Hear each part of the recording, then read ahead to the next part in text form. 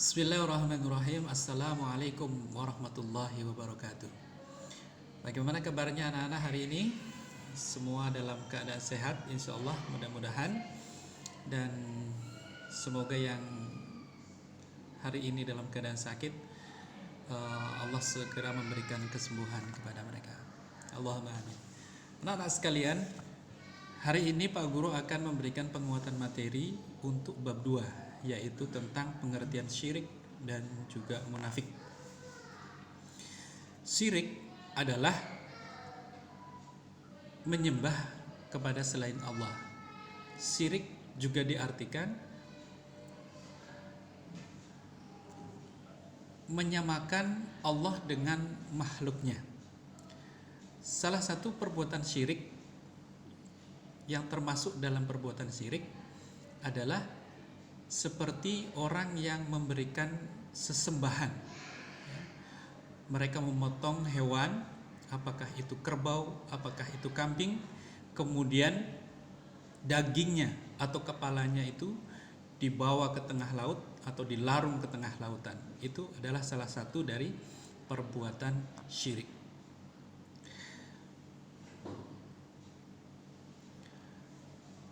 Salah satu perbuatan syirik yang lain adalah ketika kita mendatangi paranormal atau dukun, kemudian kita menanyakan nasib dan yang lainnya. Maka itu juga salah satu dari perbuatan syirik. Maka hati-hatilah anak-anak ketika kita membaca ramalan bintang yang ada di dalam majalah, yang ada di dalam buletin, koran dan lain sebagainya. Karena itu adalah salah satu bentuk dari kita mendatangi seorang dukun, ya, secara tidak langsung. Nah, karena itu Pak Guru pesan kepada anak-anak, jangan sekali-sekali membaca ramalan-ramalan bintang yang ada di majalah, buletin dan lain sebagainya. Baik anak-anak sekalian, berikutnya bahwa perbuatan syirik ini adalah termasuk dalam golongan dosa besar. Ada beberapa dosa besar dan salah satunya adalah syirik. Perbuatan syirik ini apabila orang yang melakukan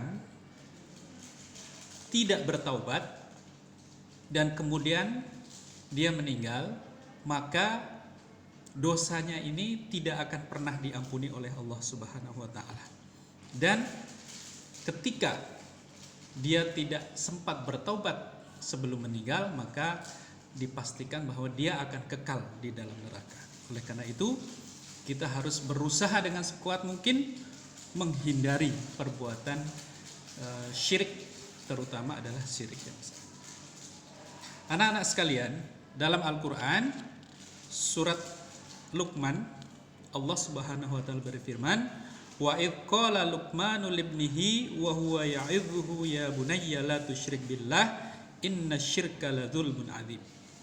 Dan ingatlah ketika Luqman berkata kepada anaknya di waktu ia memberi pelajaran kepadanya, hai anakku, janganlah kamu mempersekutukan Allah. Sesungguhnya mempersekutukan Allah adalah benar-benar kezaliman yang besar. Jadi perbuatan syirik ini selain disebut sebagai dosa yang besar, disebut juga dengan kezaliman yang besar. Oleh karena itu, kita harus sangat berhati-hati dalam berbuat sehingga perbuatan kita tidak termasuk dalam golongan perbuatan syirik. Anak-anakku sekalian, syirik ini dibagi menjadi dua macam, yaitu ada syirik besar dan syirik kecil. Syirik besar adalah perbuatan syirik yang dapat mengakibatkan seseorang bisa keluar dari Islam atau murtad. Sedangkan perbuatan syirik kecil, ya, syirik asghar, itu tidak sampai menjadikan orang yang melakukannya itu menjadi keluar dari Islam. Kemudian untuk macam-macam syirik besar, anak-anak dapat membaca di halaman 29 dan 20 dan 30, yaitu ada syirik dalam doa, kemudian yang kedua ada syirik dalam niat, yang ketiga syirik dalam ketaatan, yang keempat syirik dalam mahabbah atau cinta, kecintaan yang berlebih sampai melebihi cinta kepada Allah. Yang kelima syirik dalam rasa takut, ketakutan yang berlebihan sehingga melebihi ketakutannya kepada Allah Subhanahu wa taala. Dan yang terakhir adalah syirik dalam bertawakal. Anak-anakku sekalian, sedangkan untuk syirik kecil atau syirik asghar, ya, ini adalah perbuatan syirik yang tidak sampai menjadikan orang tersebut menjadi keluar dari Islam atau murtad. Akan tetapi ketika perbuatan syirik kecil ini dilakukan secara terus-menerus, ya, secara terus-menerus tanpa disadari, tanpa diikuti dengan penyesalan dan taubat kepada Allah Subhanahu wa taala, maka perbuatan syirik kecil ini bisa kemudian menjadi syirik besar. Ya, jadi Pak Guru ulangi, perbuatan syirik kecil meskipun ini tidak menjadikan yang melakukan itu keluar dari Islam atau murtad, tapi ketika dilakukan secara terus-menerus, maka perbuatan syirik kecil ini bisa menjadi syirik besar juga. Ya, oleh karena itu kita harus menyadari betul seperti apa perbuatan-perbuatan yang termasuk di dalam syirik kecil. Ya. Yang pertama, syirik kecil ini adalah syirik kauli. Ya, syirik kauli ini adalah syirik dalam perkataan. Contoh adalah ketika kita mengucapkan sumpah dan sumpah itu kita ucapkan tidak menggunakan nama Allah.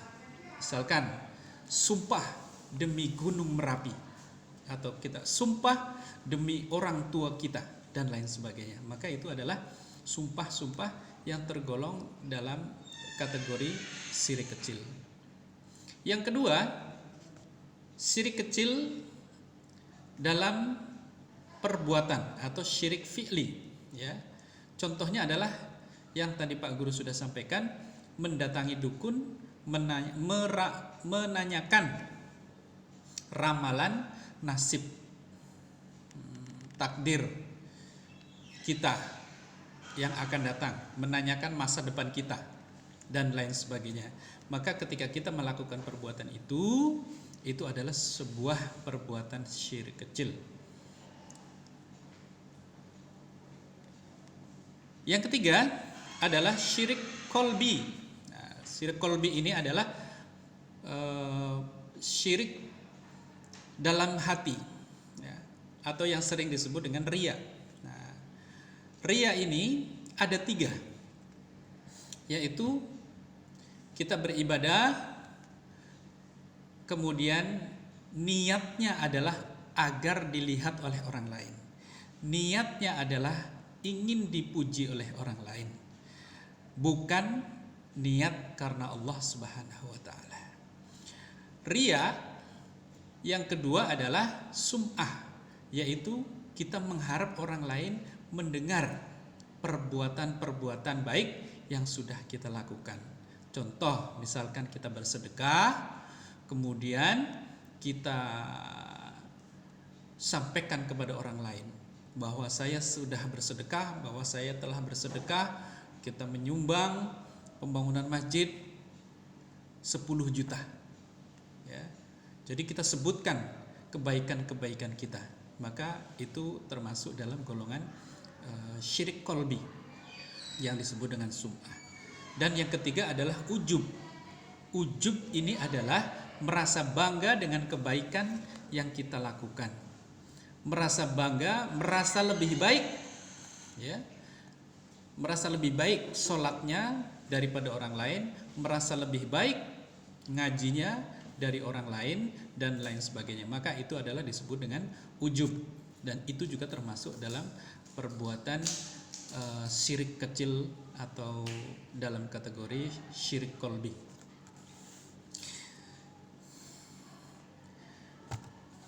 Anak-anakku sekalian, setelah kita mengetahui apa itu syirik, kemudian macam-macam syirik dan contoh-contoh perbuatan syirik, maka berikutnya adalah kita harus mengetahui apa bahaya dari perbuatan syirik itu sendiri.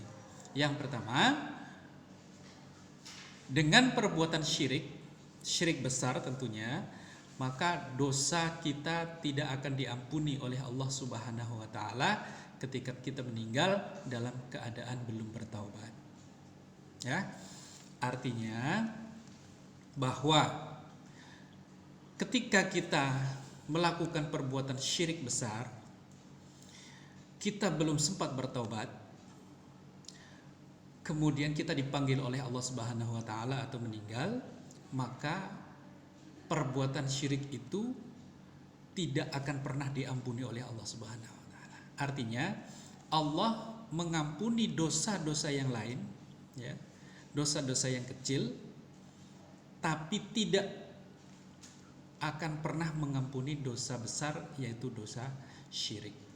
Oleh karena itu, ketika kita meninggal belum bertaubat dan kita membawa dosa syirik, maka dosa syirik itu tidak akan pernah diampuni oleh Allah Subhanahu wa taala, dan tentunya itu akan menjadikan kita masuk neraka dan kekal di dalamnya. Yang kedua, bahaya dari perbuatan syirik adalah Allah akan mengharamkan seorang untuk masuk surga.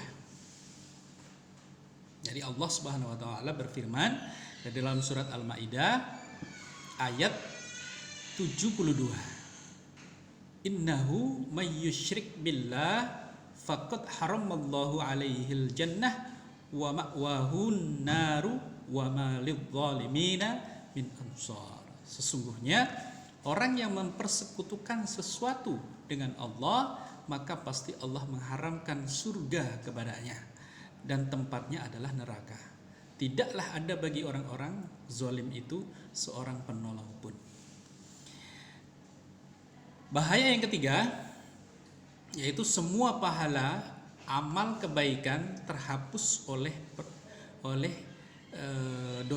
dosa perbuatan syirik. Artinya ketika kita melakukan dosa syirik dan kita tidak menyadarinya, dan kita tidak menyesalinya, dan kita tidak melakukan taubat kepada Allah Subhanahu wa taala, maka sebanyak apapun perbuatan baik, sebanyak apapun kesalehan yang kita lakukan, ibadah yang kita lakukan, semuanya akan terhapus ketika dosa syirik itu tidak kita sadari dan kita tidak bertaubat kepada Allah Subhanahu wa taala.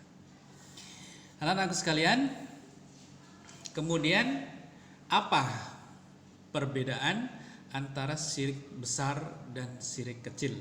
Yang pertama, syirik besar dapat berakibat mengeluarkan seseorang dari agama Islam atau menjadi murtad, sedangkan syirik kecil tidak sampai mengeluarkan orang yang melakukan perbuatan itu sampai menjadi murtad atau keluar dari Islam. Yang kedua, syirik besar dapat menghapus amal kebaikan seseorang, ya, jika dia tidak bertobat, sedangkan syirik kecil tidak sampai menghapus semua kebaikan-kebaikan yang kita lakukan. Anak-anakku sekalian, berikutnya kita akan membahas tentang orang munafik. Apa itu munafik dan seperti apa tanda-tandanya? Baiklah, apa itu munafik? Munafik adalah orang yang berbuat nifak. Ya, jadi munafik itu adalah orangnya, sedangkan nifak itu adalah perbuatannya. Munafik artinya adalah orang yang berbuat nifak. Nifak itu apa? Nifak adalah ketidaksamaan antara lahir dan batin dengan menampakkan kebaikan dan menyembunyikan keburukan. Singkatnya, munafik itu adalah orang yang bermuka dua. Beda hatinya, beda ucapan dan juga perbuatannya. Maka disebutlah orang munafik ini adalah orang yang bermuka dua, karena hatinya ya adalah membenci Islam, tetapi ucapan dan perbuatannya terlihat seperti mereka adalah orang muslim yang taat kepada Allah Subhanahu wa taala dan ikut memperjuangkan Islam. Allah berfirman dalam surat An-Nisa ayat 142, A'udzubillahi minasyaitonirrajim, innal munafiqina yukhadi'una Allah wa huwa khadi'uhum wa idza qamu ilas sholati qamu kusala yura'una an-nasa wa la yadhkuruna Allaha illa qalila. Sesungguhnya orang-orang munafik itu menipu Allah, dan Allah akan membalas tipuan mereka. Dan apabila mereka berdiri untuk sholat, mereka berdiri dengan malas. Mereka bermaksud riya dengan sholat di hadapan manusia, dan tidaklah mereka menyebut Allah kecuali sedikit sekali. Ya, jadi orang-orang munafik itu melakukan ibadah bukan karena Allah. Mereka melakukan ibadah hanya untuk menipu, orang-orang di sekelilingnya, agar mereka kelihatan seperti orang yang alim, seperti orang yang ahli ibadah, seperti orang yang mencintai Islam. Tapi sesungguhnya dalam hatinya mereka sangat membenci Islam, dan mereka berusaha dengan sekuat tenaga untuk bagaimana caranya bisa menghancurkan Islam itu sendiri. Itulah yang disebut dengan munafik. Maka salah satu cirinya adalah ketika dia berdiri untuk sholat, ketika dia berdiri untuk ibadah, maka dia melakukannya itu dengan rasa malas. Anak-anakku sekalian, bagaimana cara kita mengetahui yang mana orang yang munafik dan yang mana orang yang betul-betul beriman kepada Allah? Maka sesungguhnya tidak ada satupun orang yang bisa memastikan yang mana orang munafik dan mana orang yang betul-betul beriman kepada Allah. Hanya saja Rasulullah SAW memberikan tanda-tandanya, ya, tanda-tandanya sebagaimana disebutkan di dalam hadis yang diriwayatkan oleh Bukhari Muslim. Ayatul munafiki thalathun, idza hadatsa kadzaba, wa idza wa'ada akhlafa, wa idza tumina khana. Ya, artinya tanda-tanda orang munafik itu ada 3, yaitu jika berbicara ia berbohong, jika berjanji ia ingkar, dan jika dipercaya ia berkhianat. Ada 3 tanda-tanda orang munafik. Ya, yang pertama, jika berbicara dia bohong. Yang kedua, jika berjanji ia ingkar, dan yang ketiga, jika diberi amanah dia berkhianat. Maka ketika anak-anak sekalian, ketika kita merasa memiliki salah satu dari sifat-sifat orang munafik ini, apakah kita suka berbohong, apakah kita suka ingkar janji, apakah kita suka berkhianat, ya, ketika diberi amanah, maka jika salah satu itu ada dalam diri kita, maka kita harus segera memohon ampun kepada Allah Subhanahu wa taala agar kita terhindar dari sifat-sifat orang munafik itu sendiri. Apakah itu berbohong, apakah itu ingkar janji, dan juga khianat. Ketika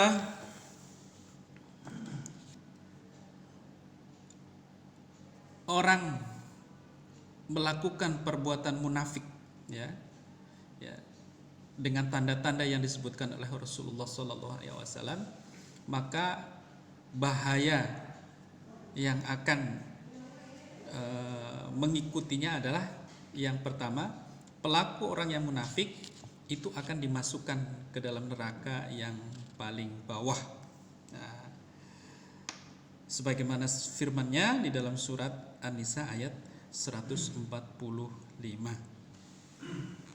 Yang kedua, bahaya orang munafik adalah merugikan dirinya sendiri, ya, dengan tidak lagi dipercaya karena kebiasaannya berkhianat, kebiasaannya dia melakukan kebohongan dan ingkar dalam janji. Maka ketika kita suka berbohong, maka kita akan merasakan akibatnya. Ketika kita berkata benar, ketika kita melakukan sesuatu yang benar, maka orang di sekeliling kita tidak akan mempercayainya lagi. Oleh karena itu, guru berpesan kepada anak-anak sekalian, senantiasa berusaha sekuat tenaga untuk menghindari sifat bohong, ya. Karena dengan sifat bohong itu kita akan menjadi orang yang tidak dipercaya oleh orang lain. Bahaya yang ketiga yaitu akan merusak tatanan kehidupan masyarakat karena saling menaruh curiga satu dengan yang lainnya. Ketika dalam sebuah perkumpulan, dalam sebuah kelompok, ya, ada di sana satu atau dua orang munafik, maka dalam perkumpulan itu, dalam suatu kelompok itu akan menjadi saling curiga. Tidak ada kepercayaan satu dengan yang lainnya, sehingga lama-kelamaan perkumpulan atau kelompok atau masyarakat itu akan menjadi hancur karena mereka tidak lagi saling percaya dan yang ada adalah saling curiga. Dan yang terakhir, tanda-tanda bagi orang munafik adalah hatinya senantiasa diliputi dengan rasa was-was, gelisah dan tidak tenang. Karena orang-orang munafik ini adalah orang-orang yang senantiasa menampakkan kebaikan dan dia berusaha sekuat tenaga untuk menyembunyikan keburukan yang dia lakukan. Oleh karena itu dia akan senantiasa was-was, tidak tenang, gelisah dalam hidupnya. Demikian anak-anak untuk penguatan materi perbuatan syirik dan munafik pada hari ini. Mudah-mudahan apa yang Pak Guru sampaikan pada hari ini dapat diterima oleh anak-anak, dapat dipahami, dan tentunya Pak Guru berharap bisa dipraktekkan dalam kehidupan sehari-hari. Jangan sampai kita melakukan perbuatan syirik dan jangan sampai kita melakukan perbuatan orang munafik. Hilangkan sifat-sifat orang munafik dalam diri kita, yaitu jika berbicara bohong, berkhianat dalam amanah, dan ingkar dalam janji, serta malas dalam melakukan ibadah kepada Allah Subhanahu wa taala.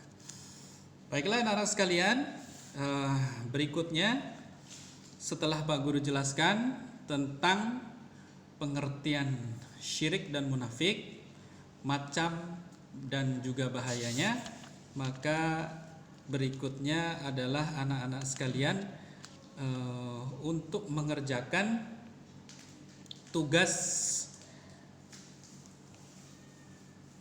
soal latihan, ya, pada halaman 36 dan 37, ya, Romawi 1 dan Romawi 2. Kerjakan halaman tersebut dan dikirimkan ke Pak Guru melalui WA.